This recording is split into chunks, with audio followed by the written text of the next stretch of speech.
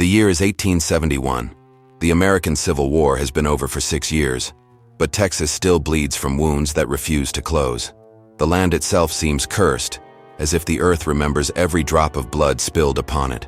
In the aftermath of that great and terrible conflict, the state is littered with widows and orphans, with broken men who wander the dusty roads looking for something they will never find again. The towns that survive the war are hollow shells, their populations decimated, their economies shattered, their spirits crushed beneath the weight of loss and memory. In the southeastern corner of Texas, where the pine forests give way to grasslands and the air hangs thick with humidity even in winter, there sits a town called Mercy Falls. It is not a large town. Before the war, perhaps 300 souls called it home. After the war, barely half that number remained. The rest are buried in the cemetery on the hill, or they simply disappeared into the vastness of the frontier, seeking escape from memories that would not release them. Mercy Falls earned its name from a small waterfall on Willow Creek, a gentle cascade that the early settlers believed possessed healing properties. The native peoples who lived there before had different names for the place, names that spoke of spirits and warnings. But those names were forgotten when the settlers arrived with their rifles and their certainty. By 1871, the waterfall still flows, but nobody calls its waters healing anymore. The creek runs red with iron-rich soil, and in certain lights it looks like blood. On the eastern edge of town, separated from the main street by a stretch of rocky ground and twisted mesquite trees, stands a large wooden structure that was once the home of a wealthy merchant named Nathaniel Graves. The house is 2 stories tall, painted white though the paint has begun to peel in long strips that curl away from the wood like skin from a burn. The windows are tall and narrow, like watchful eyes, and the front porch sags slightly in the middle, giving the impression that the entire building is tired, exhausted by the weight of what it contains. This house is now the Mercy Falls home for displaced children. The locals simply call it the Orphanage. Sister Margaret Covenant runs the orphanage. She is not actually a nun, though she wears black dresses that reach the floor and keeps her graying hair pulled back in a severe bun that seems to draw her features tight across her skull. She is 43 years old, though she looks older. The war took her husband, Captain William Covenant, who fell at the Battle of Mansfield. His body never recovered, never properly buried. The war also took her 2 sons, James and Thomas, one to dysentery and one to a Confederate bullet through the throat. She has a daughter still, or she did, Elizabeth. But Elizabeth died of fever 2 years after the war ended, and Margaret buried her in the cemetery on the hill, next to the empty graves she had dug for her husband and sons. After Elizabeth died, something changed in Margaret Covenant. The townspeople noticed it, though they could not quite articulate what they saw. She became harder, more distant, as if a part of her had descended into the grave with her daughter and refused to climb back out. But she also became more determined. She sold her small home near the church and used the money to purchase the old Graves house, which had stood empty since Nathaniel died of consumption in the final year of the war. She announced her intention to open an orphanage, to care for the children that the war had left behind. The town council approved. What else could they do? There were so many children with no parents, no homes, no futures. Margaret Covenant was offering a solution to a problem that haunted every conscience in Mercy Falls. So the orphanage opened in the spring of 1869, and Margaret began taking in children. At first there were 5, then 7, then 12. By the summer of 1871, there are 23 children living in the orphanage, ranging in age from 4 to 15. They are thin, silent creatures with hollow eyes and careful movements. They wear clothing that has been mended many times, and they eat their meals without speaking, without complaint. The townspeople who occasionally visit the orphanage remark on how well-behaved the children are, how quiet, how obedient. Sister Margaret runs a tight ship, they say. She has discipline, she has order. What the townspeople do not see is what happens behind the closed doors of the orphanage. What they do not hear are the sounds that drift through the hallways late at night, when the moon is dark and the wind carries strange whispers through the cracks in the walls. What they do not know is that Sister Margaret Covenant has made a terrible bargain, born from grief and desperation, and a love that has curdled into something monstrous. The story begins in earnest on a Tuesday in late August.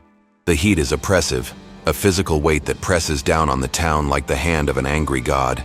Inside the orphanage, the air is thick and still, heavy with the smell of lye soap and something else, something darker and more organic that lurks beneath the veneer of cleanliness. Samuel Finch is 8 years old. He has been at the orphanage for 4 months, sent there after his mother died in childbirth, and his father, unable to cope with the loss, shot himself in the barn. Samuel is a small boy, smaller than he should be for his age, with dark hair that falls across his forehead and eyes that seem too large for his face. He has not spoken since he arrived at the orphanage. Sister Margaret says he is adjusting, that grief takes time to process, that the silence will pass. But the other children know better. They recognize in Samuel's silence something that mirrors their own unspoken understanding. On this particular Tuesday, Samuel wakes before dawn.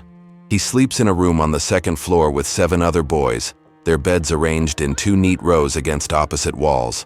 The room is sparse, containing nothing but the beds, a single dresser with a cracked mirror, and a crucifix on the wall above the door.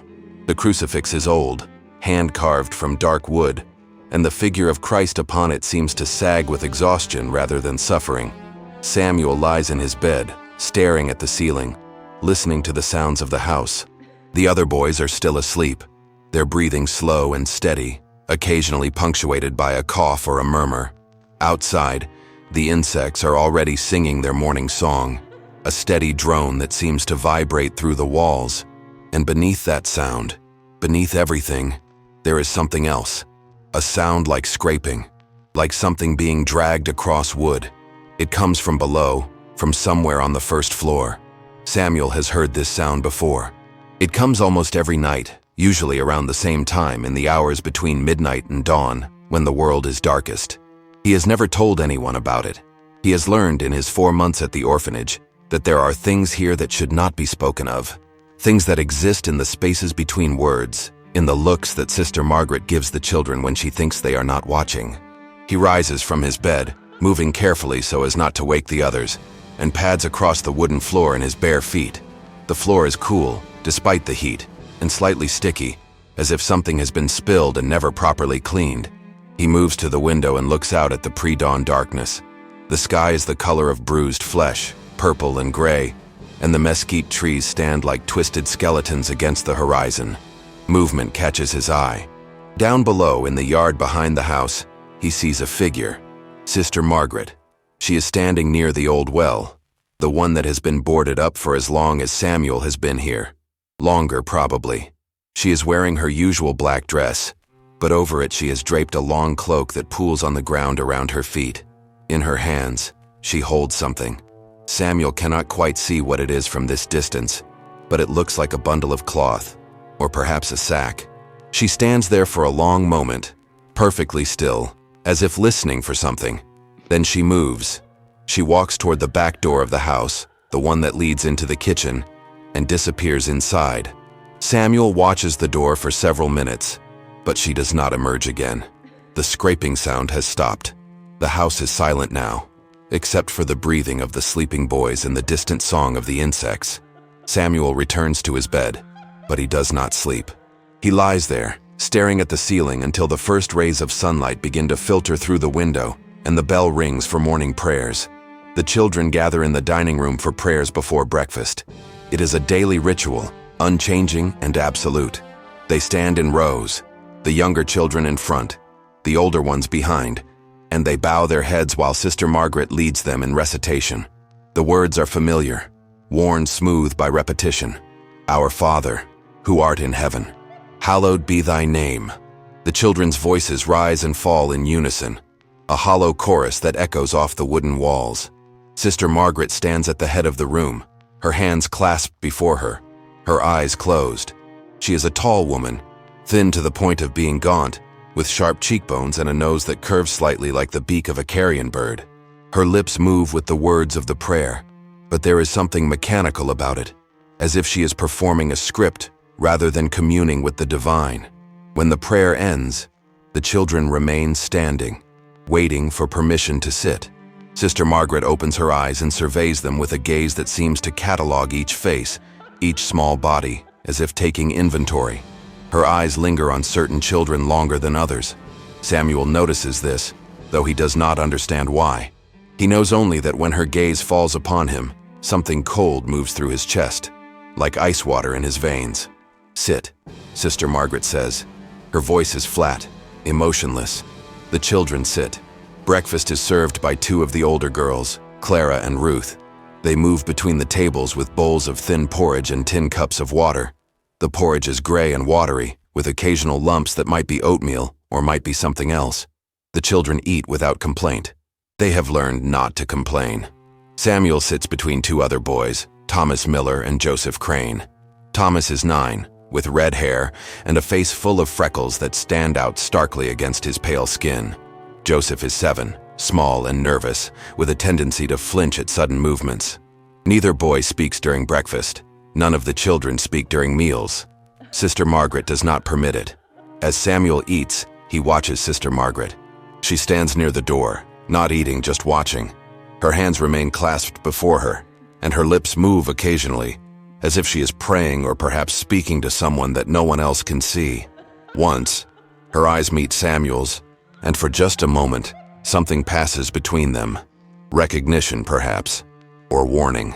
After breakfast, the children are given their daily tasks.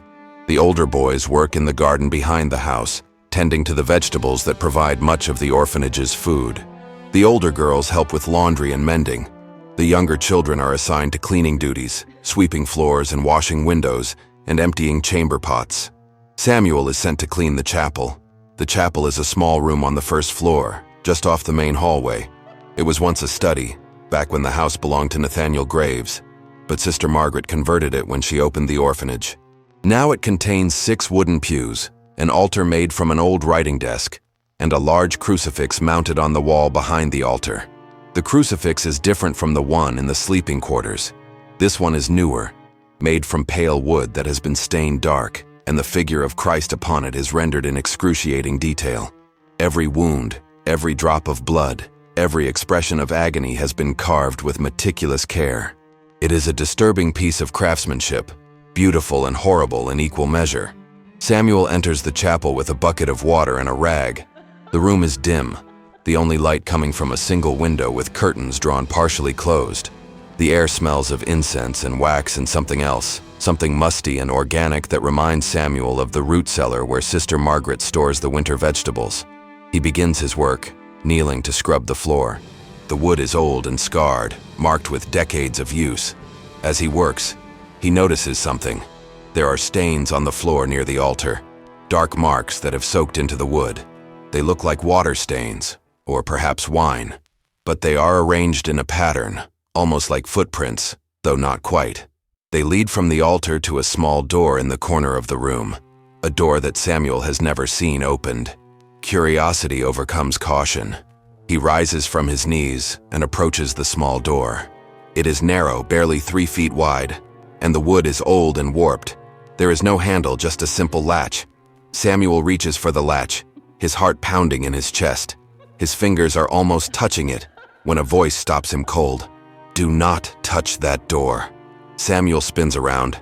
Sister Margaret stands in the doorway of the chapel, her black dress making her look like a shadow given form.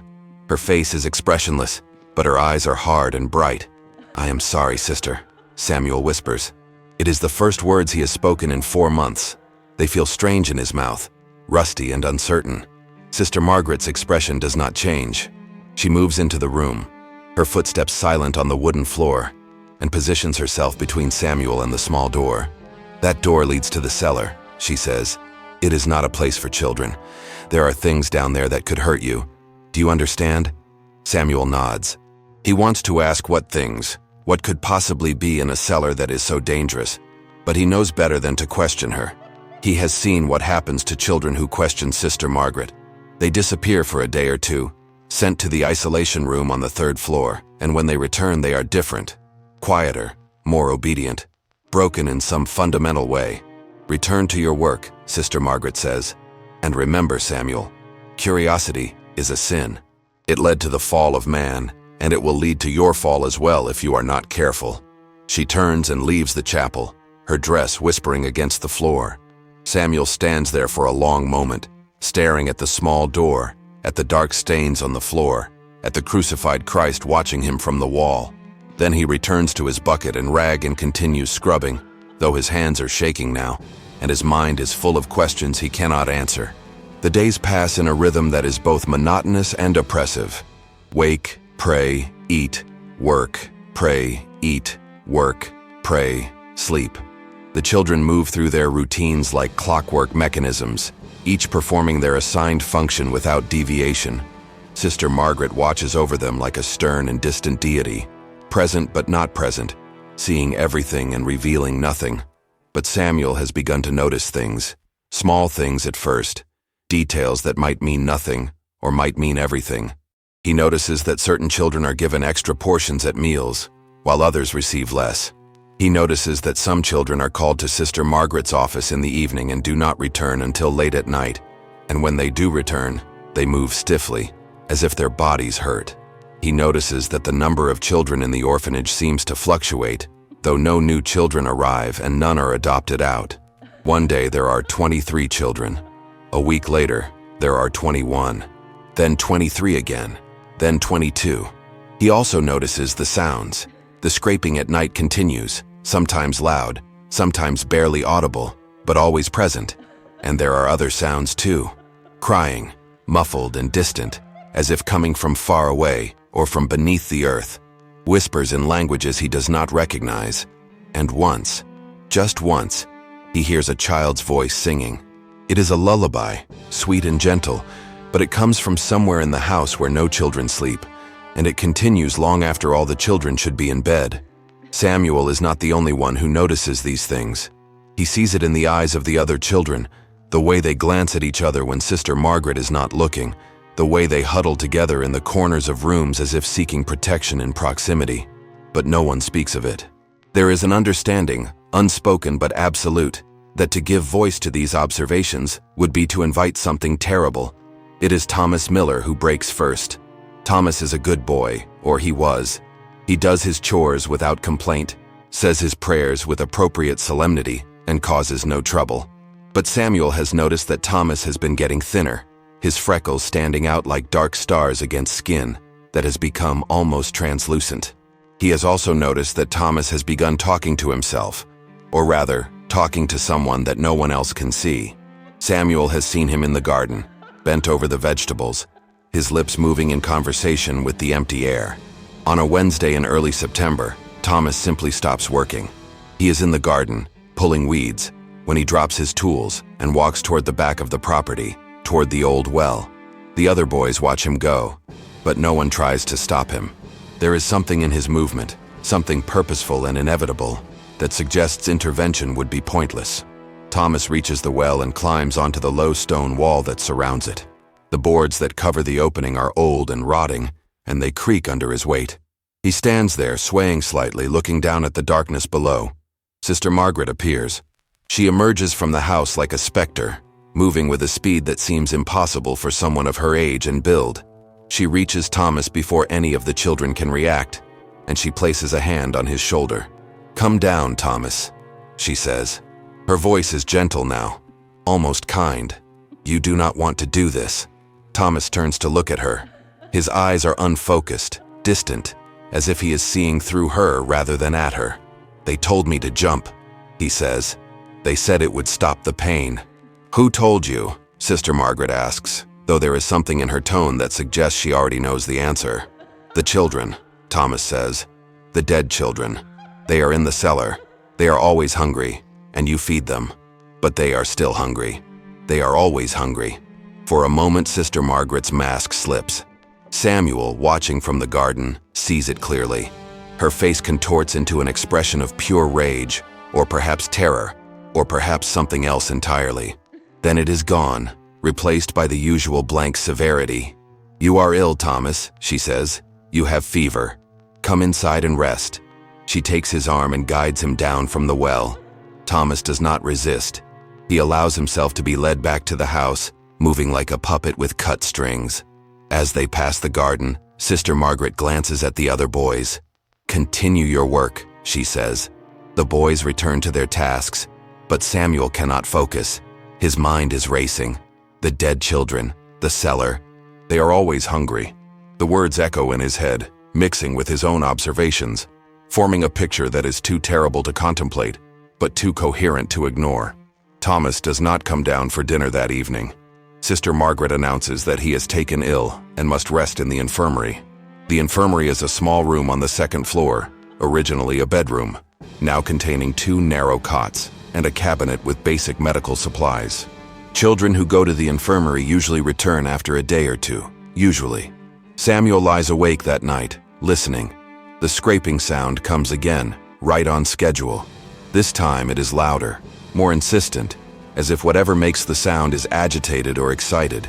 And beneath the scraping, he hears something else. Singing.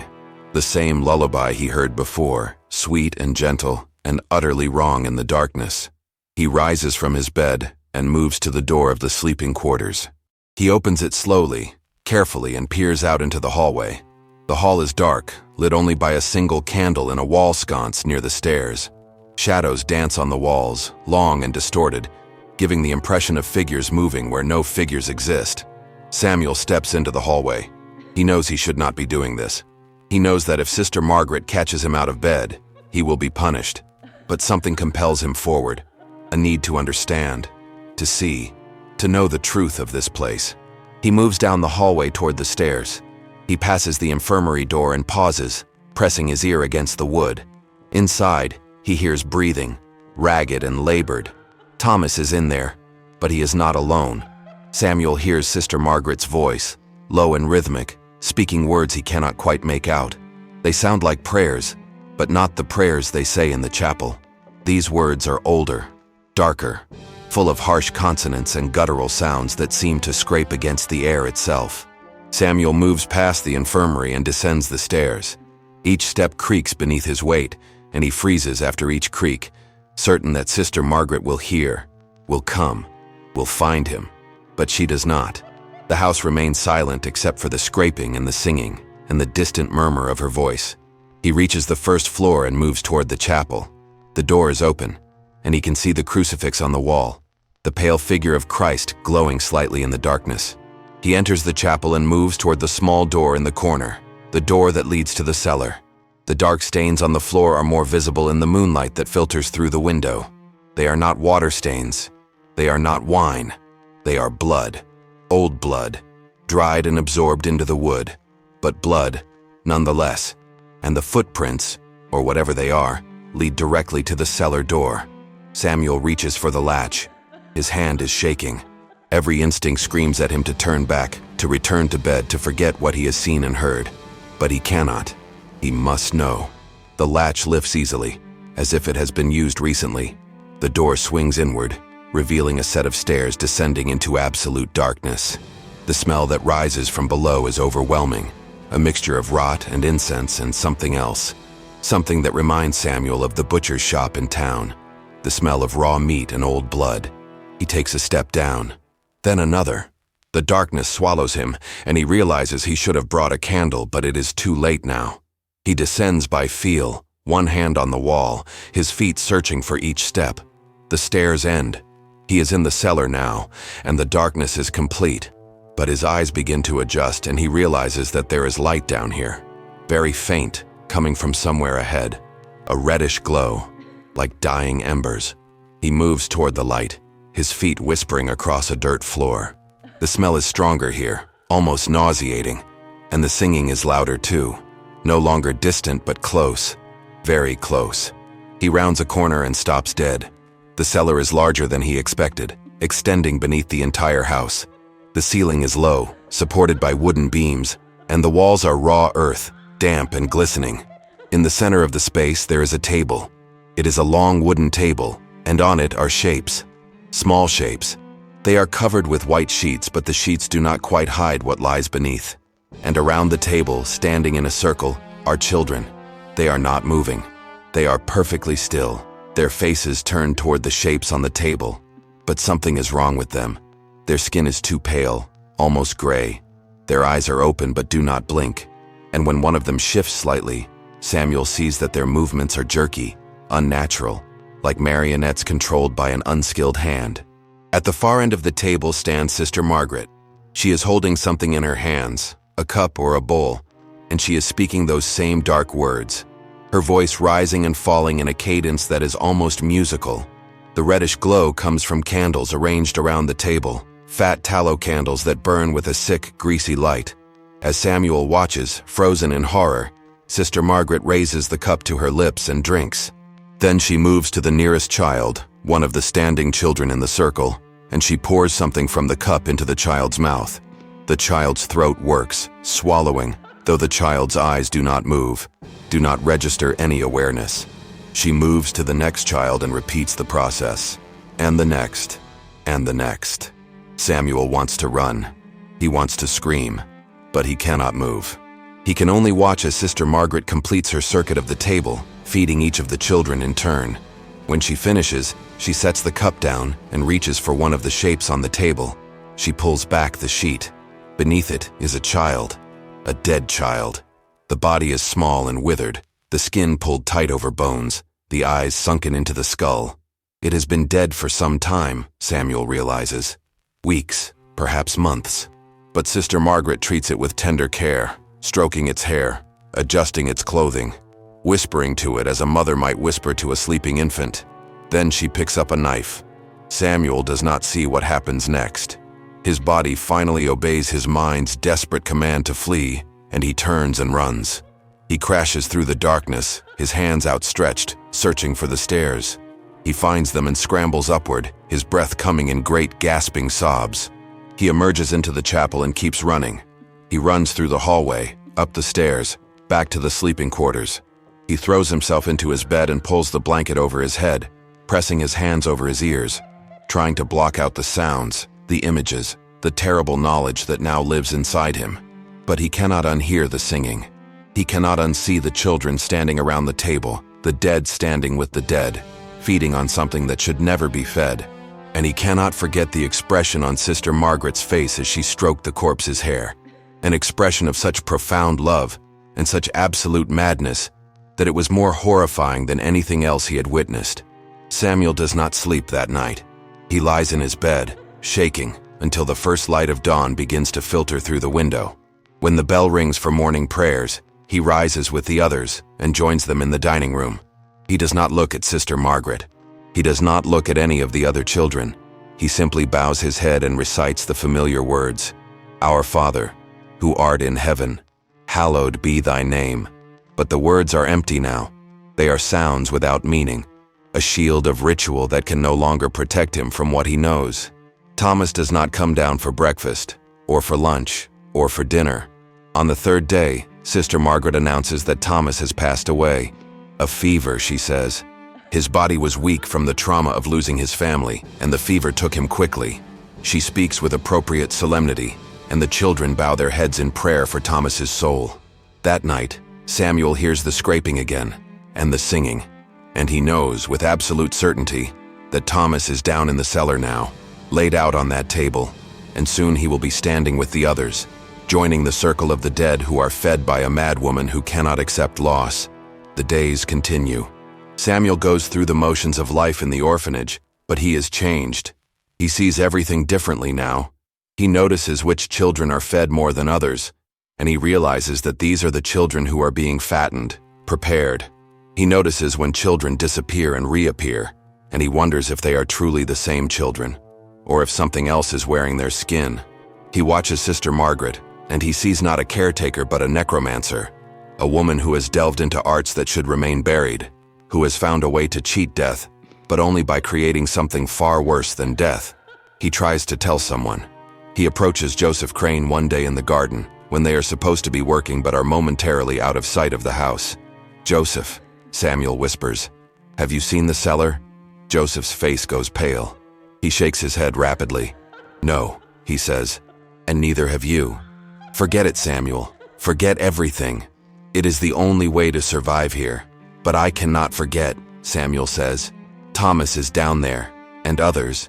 Dead but not dead. She is keeping them somehow. She is feeding them." Joseph grabs Samuel's arm, his fingers digging in painfully. "Listen to me," he hisses. "If you speak of this, she will know. She always knows. And then you will disappear, just like the others. Just like Mary and John and little Emma. They spoke out. They tried to tell. And now they are downstairs and they stand in the circle and they eat what she gives them. Do you want to join them? Samuel pulls his arm free. "No," he says. "Then forget," Joseph says, "and pray that she never calls you to her office." But forgetting is impossible. The knowledge has taken root in Samuel's mind, and it grows like a poisonous plant, spreading tendrils through every thought, every dream. He begins to lose weight, his already thin frame becoming skeletal. He develops dark circles under his eyes from lack of sleep.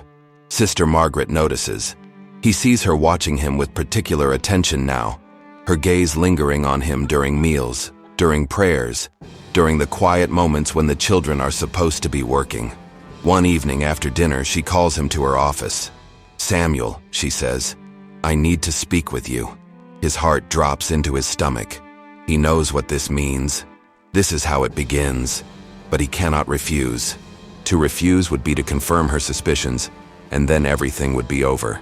He follows her down the hallway to her office, a small room on the first floor with a desk, 2 chairs, and shelves lined with books. The books are all religious texts, Bibles and concordances and theological treatises. But behind the legitimate books, barely visible, Samuel can see other volumes, older and darker, their spines cracked and their titles written in languages he does not recognize. Sister Margaret closes the door and gestures for Samuel to sit. He does, perching on the edge of the chair, his body tense and ready to flee, though he knows there is nowhere to run. "You are troubled," she says. "It is not a question." Samuel does not reply. "I have been watching you," Sister Margaret continues. "You do not eat. You do not sleep. You are wasting away before my eyes. Tell me, Samuel, what burdens your soul?" Samuel stares at his hands. He wants to speak, to scream the truth, to denounce her for the monster she is. But Joseph's words echo in his mind. "If you speak, you will disappear. I miss my father," he says finally. It is not entirely a lie. Sister Margaret nods slowly. "Of course you do," she says. "Loss is a terrible thing. It hollows us out, leaves us empty and aching. I understand this better than you know." She leans forward, and for the first time, Samuel sees something in her eyes. Not kindness exactly, but a sort of desperate intensity, as if she is trying to make him understand something vitally important. "Do you know what I have lost, Samuel?" she asks. "My husband, my 2 sons, my daughter, everyone I loved, taken from me by war and disease and the cruel indifference of God. For years I prayed. I begged him to return them to me, to undo the terrible wrongs that had been done. But he did not answer. He never answers." Her voice drops to a whisper. "So I found another way." Samuel's breath catches in his throat. "I found a way to bring them back," she says.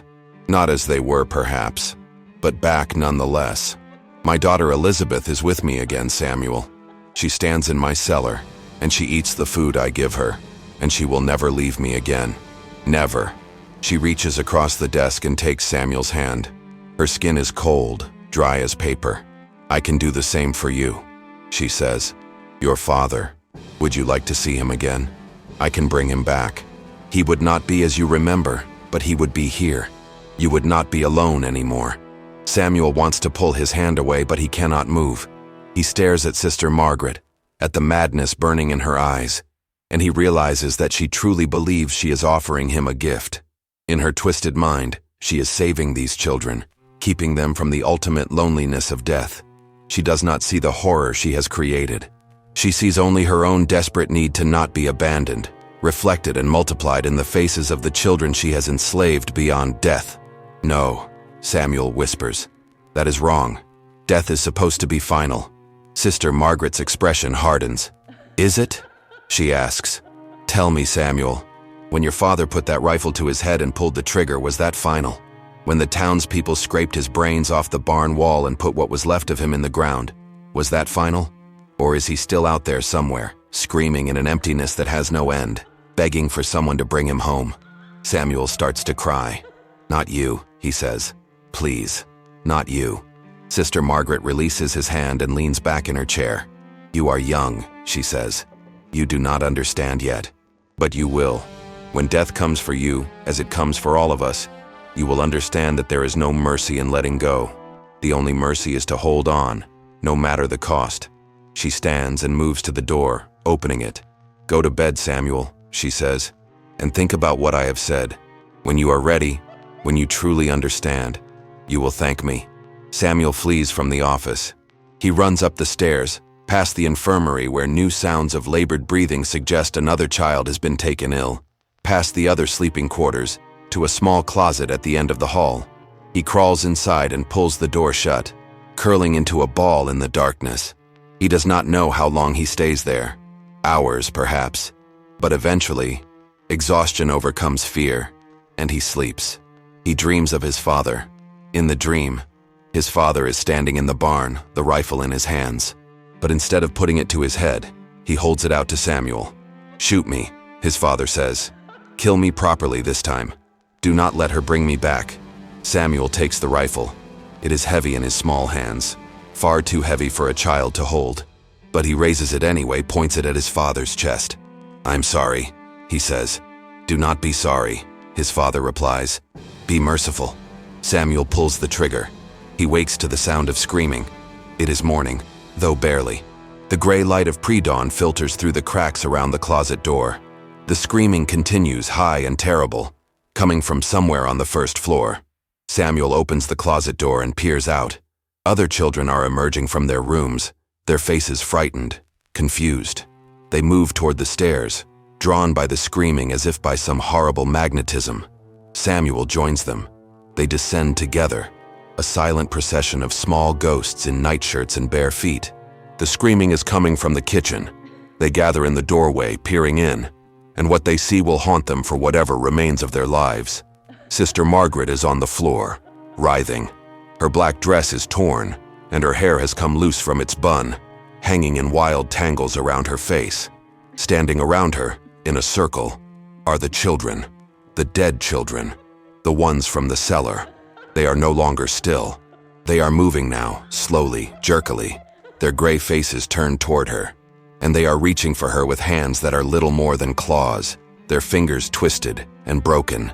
"Elizabeth!" Sister Margaret screams. "Elizabeth, stop! It is me. It is Mother."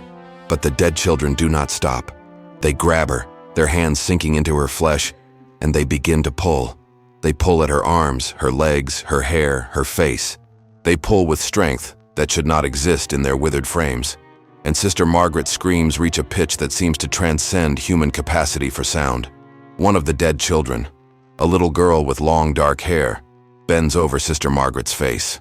The child's mouth opens, wider than it should be able to, revealing teeth that are too sharp, too many. And then the child bites. The living children watching from the doorway do not move. They cannot move. They can only watch as the dead children tear Sister Margaret apart, piece by piece, in a feeding frenzy that is both horrific and strangely ritualistic. It is as if the dead are finally consuming the one who has been feeding them, completing some terrible cycle. When it is over, when Sister Margaret's screams have finally stopped and the floor is slick with blood, the dead children straighten. They turn as one to face the living children in the doorway. For a moment, no one moves. The two groups stare at each other, the living and the dead, and in that moment Samuel sees something in the eyes of the dead. Not hunger, not malice, but something like relief, or perhaps release. Then the dead children begin to collapse. One by one, they fall to the floor, their bodies crumpling like puppets with cut strings. The gray fades from their skin, replaced by the pallor of true death. Whatever animated them, whatever force Sister Margaret had used to keep them moving, is gone now. They are finally, truly dead. The living children stand in the doorway for a long time, staring at the bodies, at the blood, at the remains of the woman who claimed to be saving them. Then, slowly, they begin to move. They do not speak. There is nothing to say. They simply turn and walk away, leaving the kitchen behind. Samuel walks to the front door of the orphanage. He opens it and steps outside. The sun is rising, painting the sky in shades of orange and red. The air is cool and clean, free of the smell of death and incense. Behind him, he hears the other children following, emerging from the house one by one. They stand in the yard, 21 children ranging in age from 4 to 15, and they look at the orphanage. The white paint is peeling, the windows are dark, the porch sags. It looks exactly as it always has, but somehow different now, as if a spell has been broken. "What do we do?" someone asks. It is Ruth, one of the older girls. "We walk," Samuel says. "We walk to town and tell them what happened." "Will they believe us?" another child asks. "No," Samuel says. "Probably not, but we have to try." So they walk. They leave the orphanage behind, walking down the dirt road toward Mercy Falls. The sun climbs higher, and the day grows hot, but they keep walking. Some of the younger children cry. Some of the older children carry them, but they keep walking. They reach Mercy Falls by mid-morning. The townspeople are already going about their business, opening shops, sweeping boardwalks, going to the general store for supplies. When they see the children approaching, dirty and disheveled and silent, they stop and stare. Samuel walks up to the first adult he sees, a man named Henry Wright who owns the livery stable. "Sister Margaret is dead," Samuel says. "She was killed by the children in the cellar, the dead children she was keeping alive." Henry Wright stares at him. "What are you talking about, boy?" "In the cellar of the orphanage," Samuel continues, his voice steady despite the trembling in his hands. "There are bodies, dead children. Sister Margaret was using them for something, some kind of ritual, and last night they woke up and killed her. A crowd is gathering now.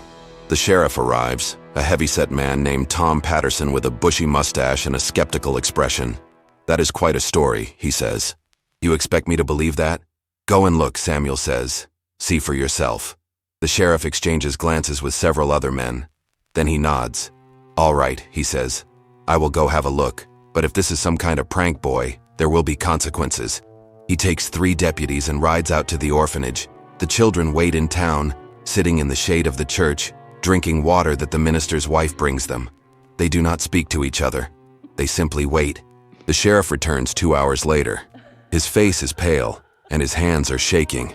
He dismounts from his horse and walks directly to the church, where the children are waiting. "My God," he says.